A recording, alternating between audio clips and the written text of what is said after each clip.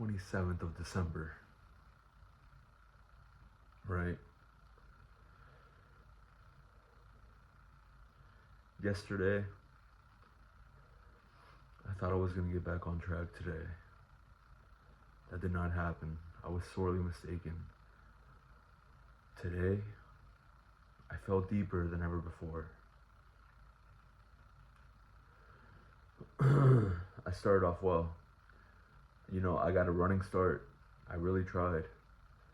I fucking tried, bro. You know? I got up at 9:30. It was a decent enough time to get up when you wake up hungover. Went for a jog. I was out there for about an hour and 10. Got like 14K steps in. I was doing well. I was doing really well. And then the unthinkable happened. I fucking gooned midway through the day. And it just ruined my day. I'm not gonna lie.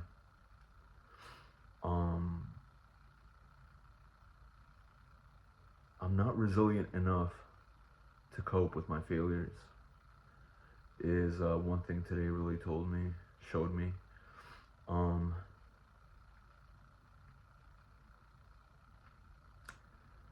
Yeah, after gooning, I didn't just crack one off, I cracked multiple off. And the feeling after that was nothing short of just being completely devastating. I hold myself to too high of a standard. I really don't got it together, and I be thinking that I can flip a switch whenever I want to, and just be that guy whenever I want to. And that's just me being unreasonable and being delusional, because when you haven't built up that consistency, you're bound to fail, right? So I gooned, went back to work, just try to keep it cool as much as I could. I had to lay down for like an hour after cracking those off because I felt so guilty that I did that. It was just unnecessary energy expenditure that didn't need to happen. And went back to work, and of course everything was shitty, because after you goon, nothing goes well, right? Nothing goes well. I think most men can attest to this if they've ever done any form of if they practice semen retention, period. It's like you're on the upwards trajectory when you retain and stay away from the lustful thoughts, get closer to God. And once you indulge in your lust, everything around you tends to crumble. So that's what happened to me today.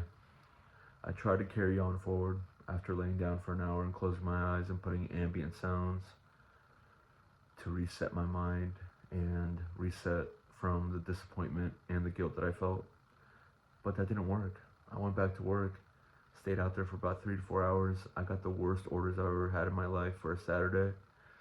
And I headed back home, my head was down, full of shame. And now I'm drinking again. I felt so much shame that I just couldn't just go to sleep. I couldn't just end the day. I had to go ahead and keep hurting myself. Because when I hurt myself once, I want to keep hurting myself. I want to obliterate myself. I jump back into the void. Is this normal? I'm sure it's not. I'm sure most men have no problem, cutting their losses and getting back on the horse, getting back on track. But I'm not that type of guy. When I fuck up, I don't fuck up once. I fuck up multiple times, and it's usually a landslide. It's all coming down, right? I'm flipping the fucking table. If I'm not doing it exactly how I pictured it, I'm flipping the whole fucking table over. Okay? I'm not going back to square one. I'm going back to square zero. Right? I don't know why I feel that I have to put myself through that whenever I have a fuck up. But it's it's a bad habit that I have. And it hurts me more than anyone else. But it also it's just it puts me back in the cycle, the addiction cycle, and it's not fun because then it gets 100 times harder to break that cycle once you're deep into it. So yeah, I mean, I was doing good till midday, felt guilty, came back home, drank, smoked about it, and now I'm here making this stupid fucking video about how much of a dumbass I am and how much I love to hurt myself when one thing goes wrong.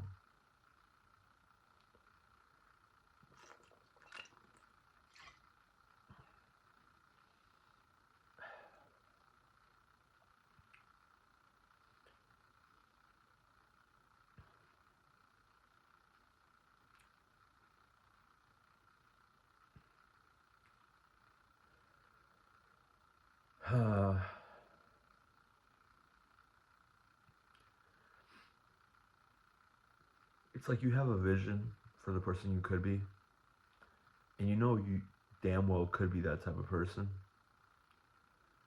but if you haven't shown up as that person consistently, it is not likely that you will become that person in one day. And that's me. I'm always thinking I can hopscotch between both sides, you know? I can fucking jump rope between being the degenerate and then being that guy. And that's just not how my brain works.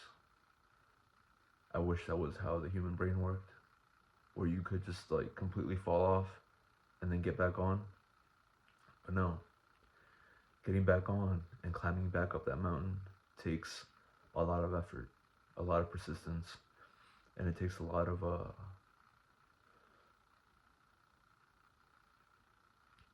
self-control.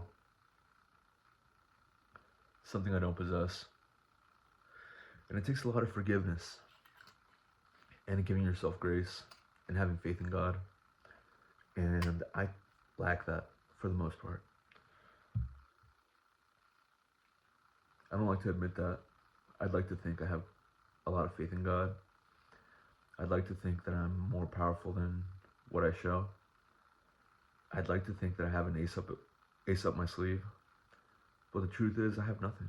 I have jack shit. And days like today just show me so clearly how much I delude myself into thinking that I could play both sides and make it out clean.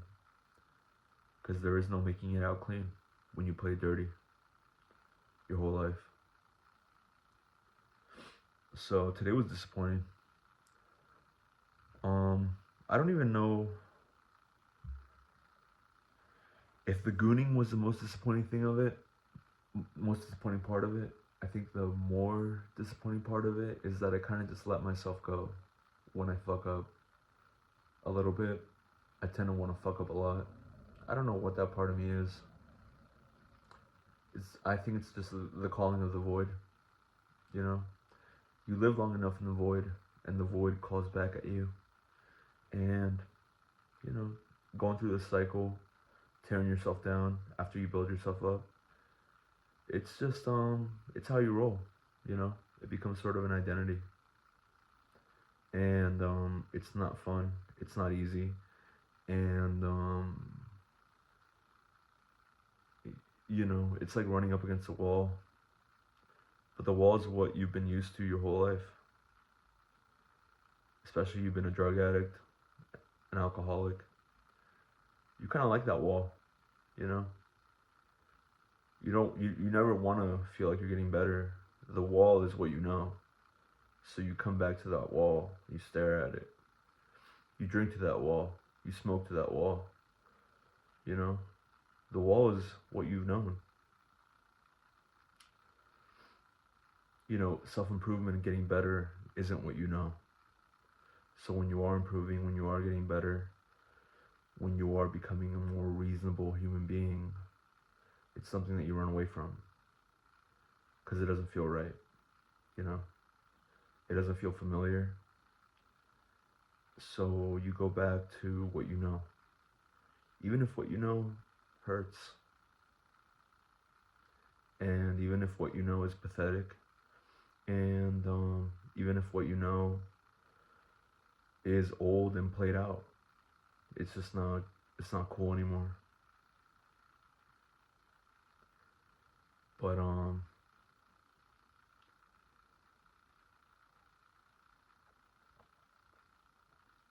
I think the first step in getting out of the cycle is admitting that you need help. And I've known that I've needed help for a long time, but I've never been able to accept the help that's available to me. So this video is me acknowledging that I need help. You know, I need to unclench my fist and receive the help instead of fighting the help, and instead of knuckling through everything.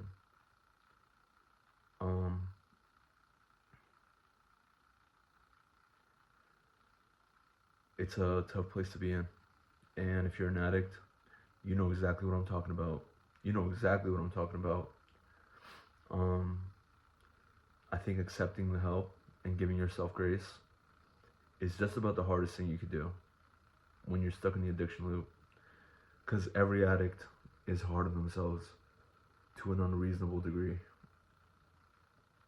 And that's the fucked up part. Because we need that help and we need that grace the most, but we don't give it to ourselves and we don't accept it. We try to fight it and we knuckle through as best as we can, and it only destroys us, and it only prolongs our suffering, and that's really fucked up. So this is just a video to the people struggling out there. It's a holiday season. I try to have fun during this holiday season, and don't get me wrong, I did have fun. But once the holidays are over and it's quiet and it's cold, you know, you have to come back to yourself. And coming back to the self and sitting with the self is the hardest part. You know, that's where the real work happens, and that's where you got to get really real with yourself. And it's hard to be real with yourself, you know, especially when you've been deluded your whole life, when you've repressed so much, and when you played it cool for so long, when things weren't cool, you know, you let so much shit slide, not only from other people, but you let so much shit slide from yourself, you know. You are your biggest stop.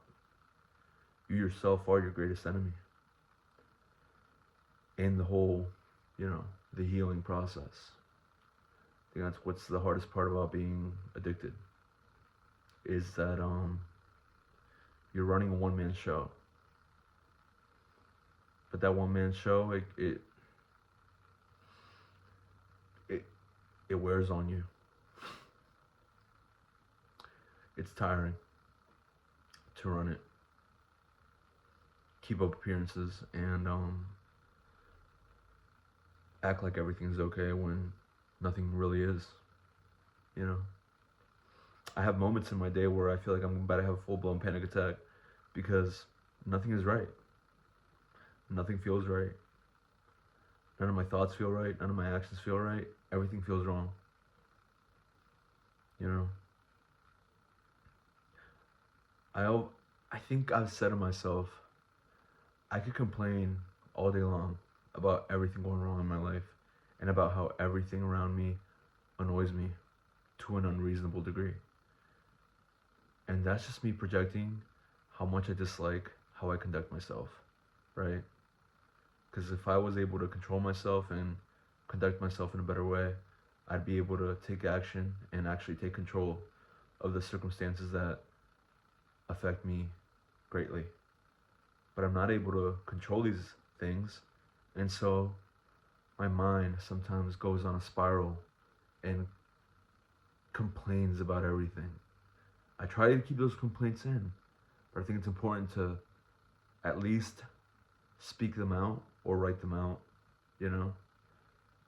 Because the things that you complain about in your head or that you feel that aren't up to par, I think that's where a lot of the truth is hidden, you know? Because you can take control of those things. But as an addict, you find yourself powerless time and time and again, and you're not able to keep it real with yourself and realize the power that you hold over your own life. And I think getting clear on what is really pissing you off and the things that really annoy you is the first step to you being able to take action on those things. And also taking small incremental steps. I mean, that's the thing that pisses me off the most about improving myself as a human being, is that nothing is going to get fixed in a 24-hour time span. You know, sometimes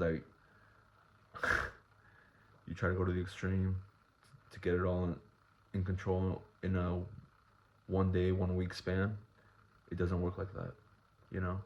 Life doesn't work like that. Time works a lot slower than that. Your brain chemistry has to switch up. You have to take on the little habits to change the big things. And that's one of the things that pisses me off the most, is how much patience you have to have with yourself and with reality, and how slow these steps,